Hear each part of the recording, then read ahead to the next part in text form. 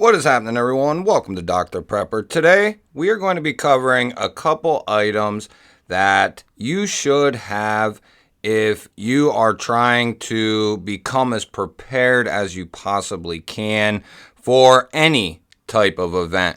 So, to kick it off with the first item, this is something that I think is very necessary for basically anyone who drives a vehicle.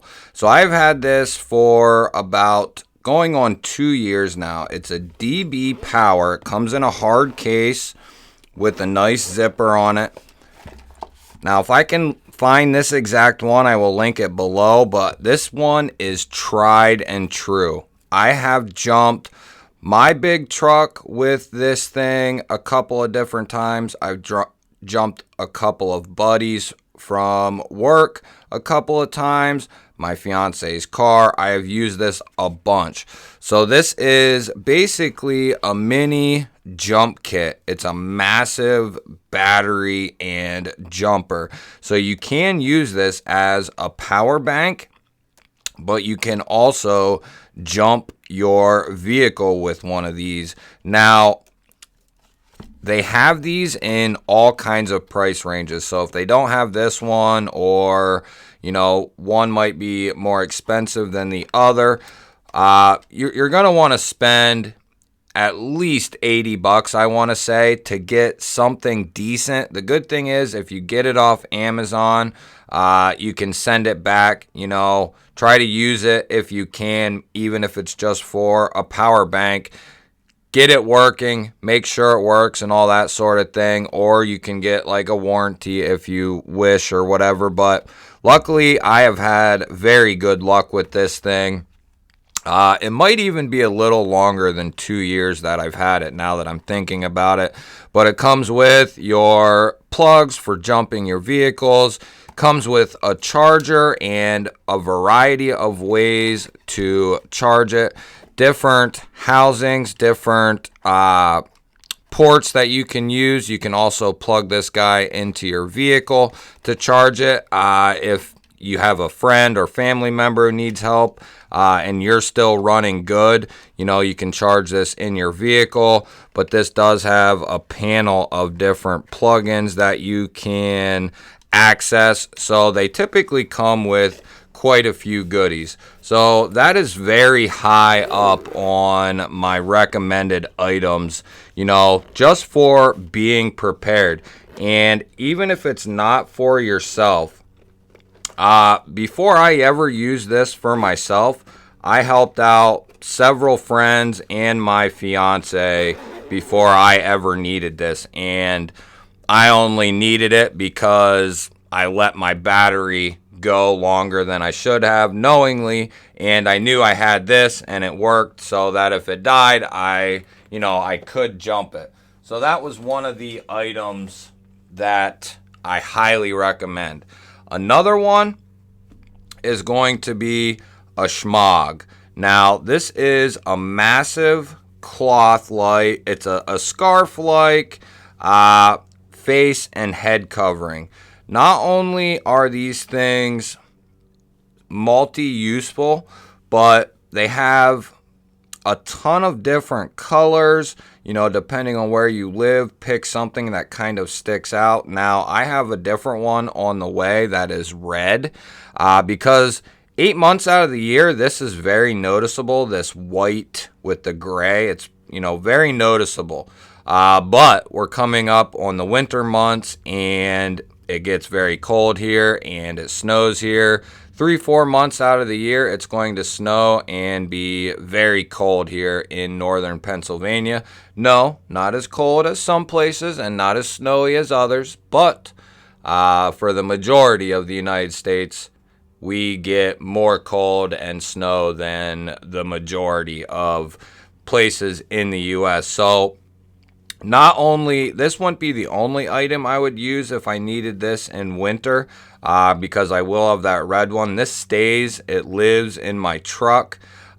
Good to wrap around your face, good to wrap around your neck to keep the sun off of you. If it's dusty where you're at, good to put over your eyes. If it's cold, You can wear it as a head covering, a scarf. You could lay your head on this as a little pillow, wrap this around something, or even just use this. Use it for an injury or a wound, a sling. I mean, the uses for this is just almost endless. And you could use it to burn probably as some sort of, fire starter or char cloth or something like that. And they are very cheap. Even the good ones, this is a fairly decent one, and I think I paid like $15 for it. The other one I have coming, I paid $15 for, but you can get them for $8-10. I highly recommend getting one, maybe $10-12, or spend the $15 and get a good one, and get one that is going to be easily noticeable.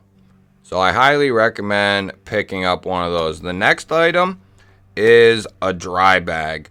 So if you are getting into the preparedness world, or you've been in the preparedness world and you have a backpack in your vehicle, or some sort of bag, or you even just keep items in your vehicle but you don't necessarily have a bag in your vehicle.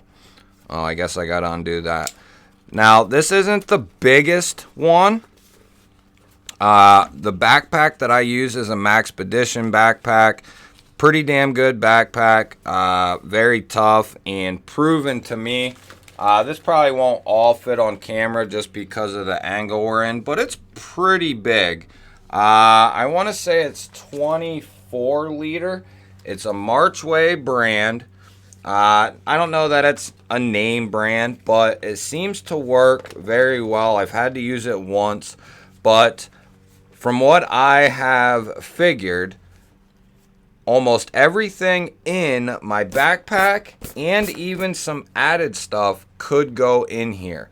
And this dry bag stays with my truck, with my bag. I typically have this clipped with a D-ring to my backpack just so they kind of stay together. It's just an added layer of protection for all your gear that you could possibly need in a future emergency. Whether it's rain, snow, or you're on foot and there's bodies of water. It's just, it's a good idea. And I didn't ever really consider it up until this last year. And I think I saw someone with one, and then, they talked about some good reasons behind having one. And I was like, yeah, that, where I live, it rains here fairly often. And like I said earlier, 3-4 months out of the year, it gets very cold, wet, and snowy here. So it's just a very good idea to have some sort of dry bag. And if you don't want to spend the money on one of those, and probably it might be half the cost, but at that point, you might as well go get a dry bag. You could get some heavy meal trash bags, the 3 or the 6 layer carpenter bags, construction bags. They are very tough, very resilient. We use them as ponchos at work. We just cut the head out, cut the arms out, and then, it protects you from the rain and helps kind of insulate you. But you could double or triple those up, and you might get lucky and most of your stuff will stay dry. Now, the good thing about the dry bags is you can fold them and kind of wrap them, and it's very hard for water to get into the bag. But like I said, a second option might be doubling up and tying off very well some construction garbage bags. Let's go ahead and get to the next item. Next up is going to be a fire blanket. So you have an item for your house that could potentially protect you from a smaller fire, whether it be, a candle on the stove, something like that, a smaller. Now, you can get these in various sizes. This is just a 1x1. It stays by the stove in the kitchen. That's where we cook, obviously, and then we have the main candles that we burn are right there, so it's a perfect place for something like this. But you have an item for your house, you have an item for your vehicle in the DB Power jumper, you have an item to keep your other gear safe from the weather, and then an item for yourself to protect one of the most vital parts of your main kit, and that is yourself, protecting your head, and your eyes and face and all that sort of thing.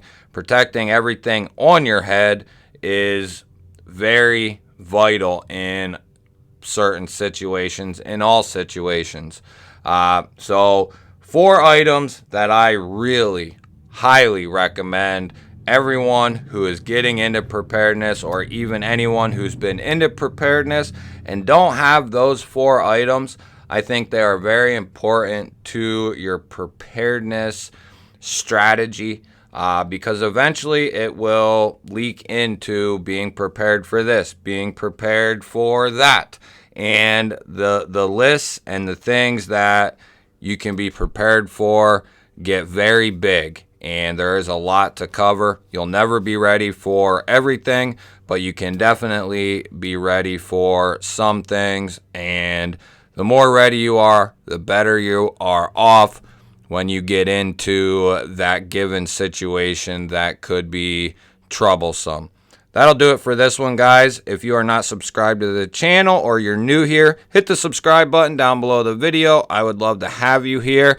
Don't forget to hit the thumbs up button on your way out, and let me know what you would like to see next on the channel, whether it's gear, talking about certain talking points. Leave it down below. I'd love to hear from you guys. Otherwise, I'll catch you on the next one.